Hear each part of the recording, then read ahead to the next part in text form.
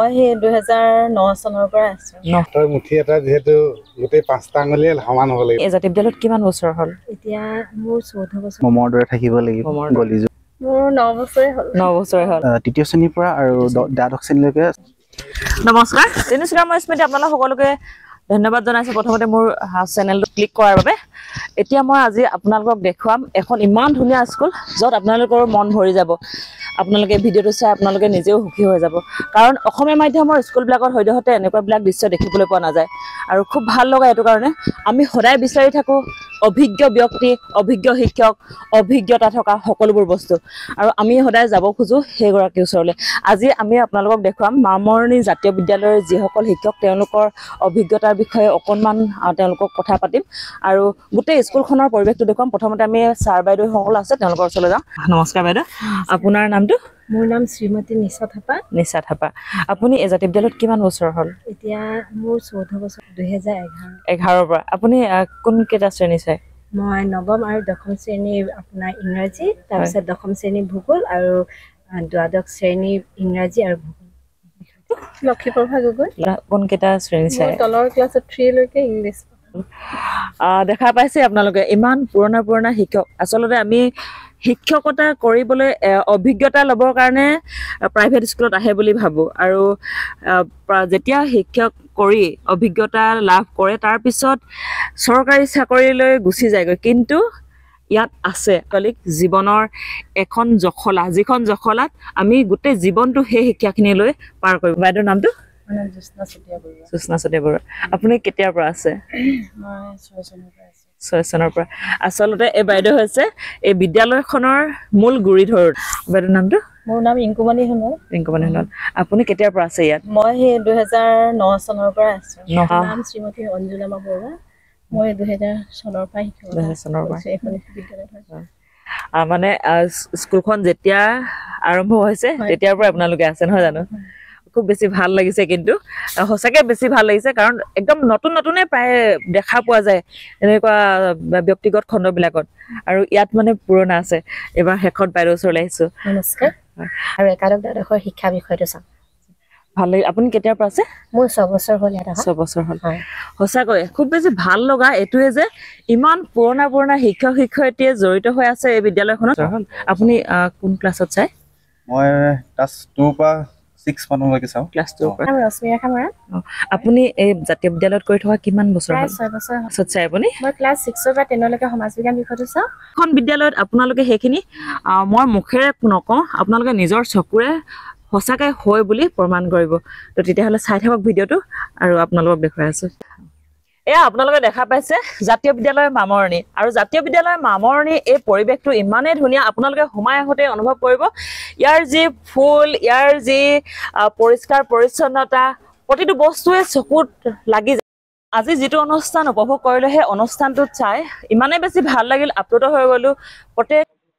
যি ৰিজাল্ট খুব ধুনীয়া পাৰ্চেণ্টেজ উঠাইছে, আৰু প্ৰত্যেকজন ছাত্ৰীৰ খুব ভাল ৰিজাল্ট, খুব বেছি ভাল লাগিল। আৰু এই স্কুলৰ বাহিৰৰ যিটো পৰিৱেশ, বাহিৰৰ পৰিৱেশটো আপোনালোকে নিজে চকুৰে চাওক আৰু অনুভৱ কৰক। আমাৰ জীৱনত সঁচাকৈ প্ৰয়োজনীয় প্ৰতিটো বস্তু আছে। ইফালে চালে ফুল, আকৌ টাবত ইমান ধুনীয়াকৈ থৈছে, এনেকুৱা লাগে যেন এখন ঘৰলৈ আহিছোঁ। অনুভৱ নহয় মই স্কুললৈ আহিছোঁ বুলি। মই এতিয়া আমাৰ অধ্যক্ষ ছাৰ আছে, এইফালে সঞ্চালক মহোদয় আছে, তেওঁলোকৰ পৰা অকণমান জানিম। মোৰ মনৰ কথাখিনি মই কৈ ল'লোঁ প্ৰথমতে আপোনালোকক। ইমান ধুনীয়াকৈ স্কুলখন সজাইছে, সোমাই আহোঁতে কেতিয়াও স্কুললৈ আহিছোঁ নিচিনা নালাগে। আৰু মোৰ এনেকুৱা হৈছে ল'ৰা ছোৱালীও হয়তো কেতিয়াও প্ৰথম দিনাৰ পৰা নেকান্দেই চাগে স্কুললৈ অহাৰ পিছত। তেনেকৈ কন্দা নাই আৰু গোটেইবিলাকে চাগে ফূৰ্তিয়ে পায় ভাবি আছোঁ আৰু ইমান ধুনীয়াকৈ ফুলৰ টাববোৰ দিছে। এইবিলাক কোনে লগাইছে? সকলোবিলাকে, ছাত্ৰ-ছাত্ৰীৰ পৰা আদি কৰি শিক্ষক শিক্ষয়িত্ৰী, সঞ্চালকৰ পৰা আদি কৰি সকলোৱে মানে সহযোগ কৰে, ছাত্ৰ ছাত্ৰীয়ে লগায়। খুব ধুনীয়া, আৰু প্ৰথম বৰ্ষৰ পৰাই খুব ধুনীয়া এটা ৰিজাল্ট কৰিছে। সেইটো আপোনালোকে মই মুখে ক'ব নালাগে, ৱালত থকা পোষ্টাৰবোৰে কয় বুলি। সকলে নপঢ়ালে কেতিয়াও মানে ছাত্ৰজনে নাজানিব, ছাত্ৰজনে নপঢ়িলে কেতিয়াও মানে এইটো ৰিজাল্ট কৰিব নোৱাৰে। আচলতে সেইটো কাৰণে সকলোৰে সহযোগ আছে, আৰু অভিভাৱকসকলৰ সহযোগ থকাৰ কাৰণে আমি ইমানখিনি কৰিব পাৰিছোঁ। আচলতে মই এইটো কথা এইটো কাৰণে সুধিলোঁ, অসমীয়া মিডিয়ামবোৰত শিক্ষক প্ৰত্যেক বিদ্যালয়তে শিক্ষক থাকে এনেকুৱা নহয় যে নপঢ়ায় ক্লাছ চবতে হয় তাৰপিছতো ৰিজাল্ট বহু সময়ত বেয়া হোৱা দেখা পোৱা যায় আৰু হয়তো সেইটো কাৰণে ক'ৰবাত এই ব্যক্তিগত দিলে মোৰ ল'ৰা ভালকৈ পঢ়িব বুলি ভাবে আৰু কিছুমানত তাতো ৰৈয়ে যায় এনেকুৱা হয় আৰু ইয়াত মানে খুব ধুনীয়া ৰিজাল্ট কৰিছে তেতিয়া মই কাৰোবাক এটাক দিবলৈ মানে একো বিচাৰি পোৱা নাই ভাবি পোৱা নাই সেইটো কাৰণে সুধিলোঁ আৰু নাই সঞ্চালকৰ বেছি জোৰ হ'ব লাগিব নাই শিক্ষকৰ প্ৰিন্সিপালৰ বেছি জোৰ হ'ব লাগিব তাগিদাৰটো হাতৰ মুঠি এটা যিহেতু গোটেই 5টা আঙুলিয়ে সমান হ'ব লাগিব নহয় সমান নহয় যেতিয়া গোটেইকেইটাই সমান বুলি আমি ধৰি লওঁ শিক্ষকৰ পৰা ছাত্ৰ ছাত্ৰী অভিভাৱকৰ পৰা সকলোৰে চবৰে মানে সহযোগিতাত আজি আমি ইমানখিনি কৰিব পাৰিছো খুব ভাল লগা এটা কথা আমি বহুতে ভাবো এই স্কুলখনৰ প্ৰিন্সিপালজন কাৰা সেইকাৰণে স্কুলখন ভাল হৈছে মই আচলতে আপোনালোকৰ কাৰণে কথাটো মোৰ দৰে হয়তো বহুতৰে মনত উত্থাপন হয় যে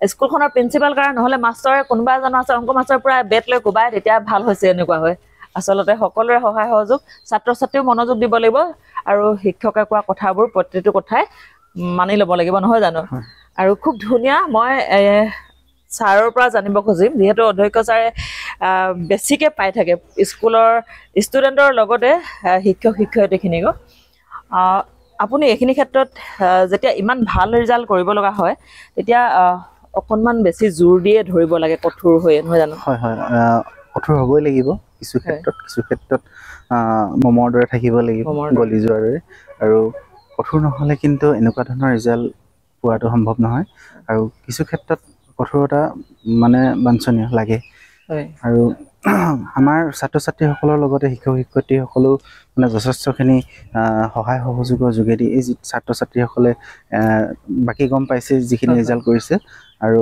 এই ৰিজাল্ট পোৱাৰ মূল ধৰি লওক শিক্ষকসকলে পাঠদান কিদৰে কৰিছে আৰু বিশেষকৈ ছাত্ৰ ছাত্ৰীসকলক লক্ষ্যত উপনীত হ'বলৈ কিছুমান দিশ দেখুৱাব লাগিব ছাত্ৰ ছাত্ৰীসকলে কেনেদৰে তেওঁলোকৰ যি লক্ষ্য সেই লক্ষ্যত কেনেদৰে উপনীত হ'ব তাৰ কাৰণে তেওঁলোকে কেনেদৰে পঢ়িব কি পঢ়িব লাগিব সেইখিনি যদি কি হয় ছাত্ৰ ছাত্ৰীসকলৰ মগজুত অকণমান ভৰাই দিয়া হয় তেতিয়াহ'লে সেই ছাত্ৰ ছাত্ৰীসকলে নিজে আঁত পায় যে মই কেনেকৈ পঢ়িম মই কি পঢ়িব লাগিব মই কিমান পঢ়িলে মই লক্ষ্যত মানে উপনীত হ'ম সেইখিনি বস্তু ছাত্ৰ ছাত্ৰীসকলে জানিব লাগিব আৰু সেইখিনি বস্তু কি হয় অকল মই নহয় আমাৰ বিদ্যালয়ৰ সকলো অভিভাৱক হওক বা শিক্ষক শিক্ষয়িত্ৰী সকলোৱে সেই ছাত্ৰ ছাত্ৰীসকলক কিছুমান এনেকুৱা ধৰণৰ অনুষ্ঠান আয়োজন কৰা হয় যিবিলাক অনুষ্ঠানত সেই ছাত্ৰ ছাত্ৰীসকলক সেই তেনেকুৱা ধৰণৰ দিশসমূহ দেখুওৱা হয় আৰু যথেষ্টখিনি নীতি শিক্ষাও দিয়া হয় আৰু সকলো ক্ষেত্ৰতে অকল আমি আজি পঢ়ি গৈ ধৰি লওক অকল পাৰ্চেণ্টেজৰ তেনেকুৱা ক্ষেত্ৰত নহয় অন্য কিছুমান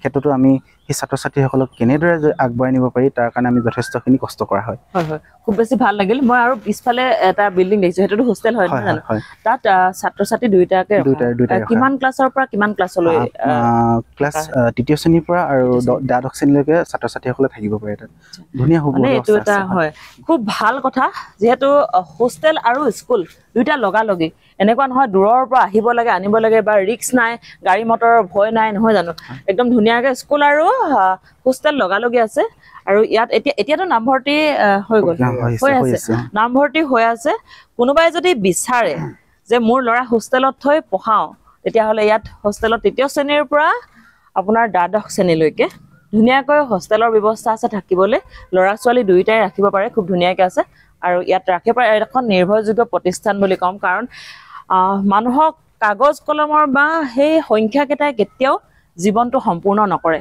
জীৱনত সম্পূৰ্ণ কৰে আমাৰ দৈনন্দিন ব্যৱহাৰ কৰিবলগীয়া সেই কাম কাজ নীতি শিক্ষাখিনি নহয় জানো আৰু ইয়াত মই আৰু কেইটামান দিশ খুব বেছি ভাল পালোঁ অকল পঢ়া শুনাই নহয় নাচ গান খেলা এইবিলাকো আছে এক্সাৰচাইজৰো এটা আছে খেতিও কৰা হয় খুব বেছি ভাল লগা সেইটোৱে গোটেইখিনি শিক্ষাই লাগে কাৰণ ল'ৰা ছোৱালীক হোষ্টেলত দিছোঁ বুলি মানুহক মাতিবলৈও নজনা হয় নহয় জানো মানুহক মাতিবও নাজানে কাম কৰাটো দূৰৰ কথা আৰু এইবোৰ স্কুলত পঢ়িলে এনেকুৱা ধৰণৰ যেতিয়া সকলোবিলাক স্থান পোৱা স্কুলত দিয়া যায় বিদ্যালয়ত দিয়া যায় তেতিয়াহ'লে আপোনাৰ ল'ৰা আপুনি ঘৰত গৈ বেলেগকৈ শিকাবলৈ নালাগে এইখিনি শিক্ষা বিদ্যালয়তে পাই যায় আৰু এইখিনি সুবিধা আপোনালোকে জাতীয় বিদ্যালয় মামৰণি এই বিদ্যালয়ত আপোনালোকে ল'ব পাৰে এই সুবিধাখিনি আৰু সকলো সুবিধা আছে হোষ্টেলৰ আছে আকৌ লগতে স্কুল আছে আৰু হোষ্টেলত পঢ়া সময়খিনিত টিচাৰ থাকে আমাৰ শিক্ষক বিদ্যালয়ৰ শিক্ষক 5জন আছে হয় আৰু মই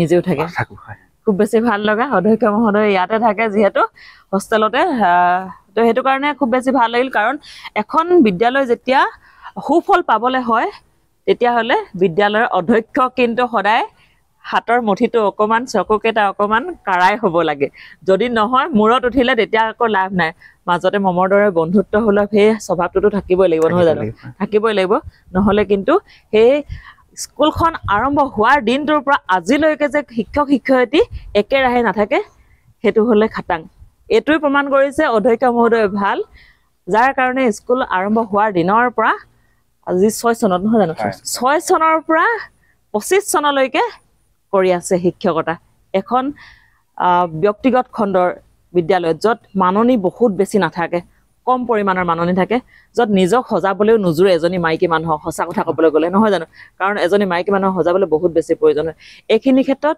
মাত্ৰ মৰম বা ভৰসা ইয়ে সহায় কৰিছে তো এইখিনিয়ে ক'লো মোৰ ফালৰ পৰা আপোনালোকে যদি কোনোবাই এতিয়াও দিবলৈ ক'ত দিম এনেকুৱা হৈ আছে তেতিয়াহ'লে এখন নিৰ্ভৰযোগ্য প্ৰতিষ্ঠান অসমীয়া মাধ্যমৰ স্কুল বিদ্যালয় জাতীয় বিদ্যালয় মামৰণিত আপোনাৰ সন্তানটো চকুমুদি দিব পাৰে খুব ভাল শিক্ষা ইয়াত প্ৰত্যেক বছৰে যেটো আমি মেট্ৰিক পৰীক্ষা কওঁ মেট্ৰিক পৰীক্ষাত 100% ওলাই আহিছে আৰু এনেকুৱা স্কুলত আমি বা এনেকুৱা বিদ্যালয়ত আমি যদি ল'ৰা ছোৱালী এৰো তেতিয়াহ'লে আমাৰ ভৱিষ্যত তেওঁলোকে দেশৰ ভৱিষ্যত সুন্দৰ কৰিব তো তেতিয়া মই এইখিনিয়ে ক'লো আপোনালোকে কেনে পালে ভিডিঅ'টো কমেন্ট কৰি জনাব আৰু মই যিমান পাৰো সিমান তথ্য অনুসৰি দিবলৈ যত্ন কৰিছো শিকি আছো আচলতে বহুত বেছি নাজানো আপোনালোকৰ মতামত দিব কেনেকুৱা পাইছে মই অকনমান তথ্য আপোনালোকক দিবলৈ যত্ন কৰিলো তো ভাল পালে লাইক কমেন্ট শ্বেয়াৰ কৰি দিব